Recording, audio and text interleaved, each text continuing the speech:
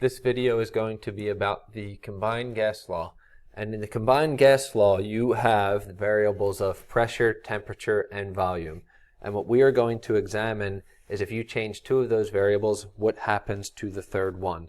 So when we are reading through this problem, we want to pay attention to what the variables are.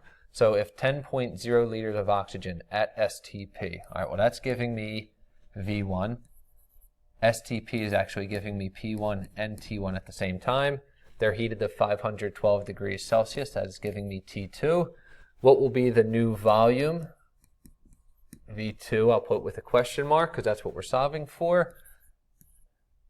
And that's if the pressure is also increased to 1,520.0 millimeters of mercury. That's going to be P2. So since we have all those variables, the only equation we could use is P1 V1 over T1 equals P2 V2 over T2. Now for the first pressure, it says at STP. Since the second pressure is given as millimeters of mercury, I'm going to write the first pressure with those units. 760 millimeters of mercury. V1 is given as 10.0 liters. T1, well it says at STP, so standard temperature is 273 Kelvin. Remember, temperature has to be in Kelvin for combined gas law, just like it does for Charles' law. And P2 is 1,520.0 millimeters of mercury. We are solving for V2, and T2 is 512 degrees Celsius. But remember, we want that in Kelvin. Since that's a whole number, all we have to do is add 273 to it, and we get a whole number there. 785 Kelvin. All right, now what we want to do is solve for V2. What I think works well, and you don't have to do it this way, but this is just what I think works well. Take this left-hand side where you have all the variables filled out for it. Put all that in the calculator at the same time. So do 760 times 10 divided by 273 Kelvin. What you get on the calculator is something like 27.8388 and a whole bunch of numbers after that. The units are millimeters of mercury times liters divided by Kelvin, because that's what we have here. Millimeters of mercury times liters divided by Kelvin. Now for this right-hand side, and I'm really writing out more work than you really need to do, but I'm just being thorough with this just in case there's questions. It's P2, which is 1,520.0 millimeters of mercury, times V2 divided by 785 Kelvin. We want V2 by itself. We want to get that. So what you're going to do is you have to get rid of this 785 Kelvin. So you multiply this side by 785 Kelvin, right, to get that to cancel out. Now if you multiply the right-hand side by 785, you have to multiply the left-hand side by 785. You also have to divide by 1520.0 millimeters of mercury. Do the same thing on this side.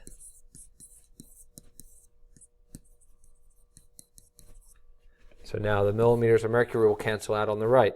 If you look at the units on the left, the millimeters of mercury cancel out along with the Kelvin. What you'll be left with is liters. So on your calculator, what you can do all at one time is get the answer to the left-hand side. You get it as 27.8388 and some numbers after that. Multiply by what's on the bottom in the other step, the denominator, 785, because that's what it shows you end up doing over here. You multiply by 785. You will end up dividing by the numerator, because that's what it shows you over here. So if you do 27.8388, whatever those other numbers are, multiplied by 785, divided by 1,520.0, that gives you a V2 of 14.4 liters, rounded off to the least number of significant digits, which was 3. I have another combined gas law problem that's set up slightly differently. So it's saying the pressure of a gas is reduced from 1,200 millimeters of mercury down to 850. All right, so that's P1 and P2. as the volume of its container is increased. Moving a piston from 85 milliliters, that's V1, to 350 milliliters, that's V2.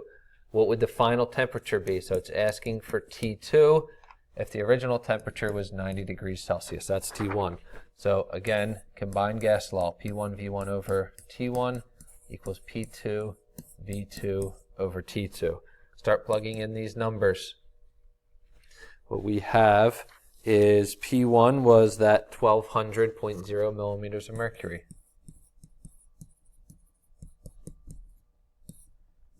V1 is 85.0 milliliters.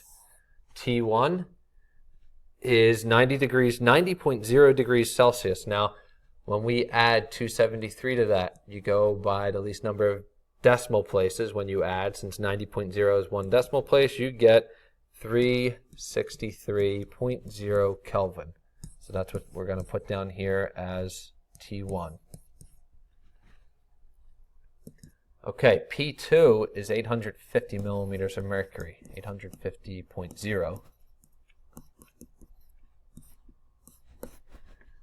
V2 is 350.0 milliliters. And we are solving for T2. So what's different about this one is we're solving for a denominator, so you have to be careful with that. And again, just like I did for the last problem, I like to get the answer to this whole left-hand side first. So when you do that, you do 1200 times 85 divided by 363. That gives you an answer something like 280.9917, and there'll be a whole bunch of numbers after that. The units end up being millimeters of mercury per milliliter, or times milliliters per K. Now on the other side, I'm just going to leave it as 850.0 millimeters of mercury times 350.0 milliliters, and all that is over T2. And when you switch everything around, really what's going to happen is these two things are going to switch places. Because when you do this, you want to get T2 by itself. So you multiply both sides by T2, right? Because we don't want it in the denominator, we want it in the numerator. So you multiply this side by T2. And now when you have it written like that, you can see that, well now, if we want T2 by itself, we have to divide by 280.9917. So if I was to write that out, let's see.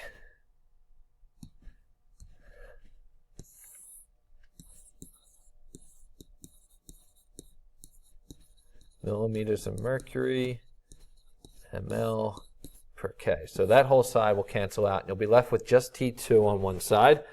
And now, since we divided one side by 280.997, we have to divide this side by 280.9917. The millimeters of mercury would cancel out with the millimeters of mercury along with the milliliters, and all that was over Kelvin, and that's what your units will end up being, because that is in the denominator of a fraction. So really what you want to do on your calculator is just take this 280.9917 and switch spots with the T2. These two things switch spots. So on the calculator you do 850.0 multiplied by 350 divided by what you got over here, and your answer for T2 should end up being 1058.75 Kelvin.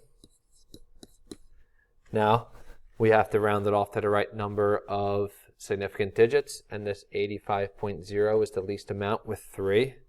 So what you end up getting is, I'll write it here, 1060 Kelvin.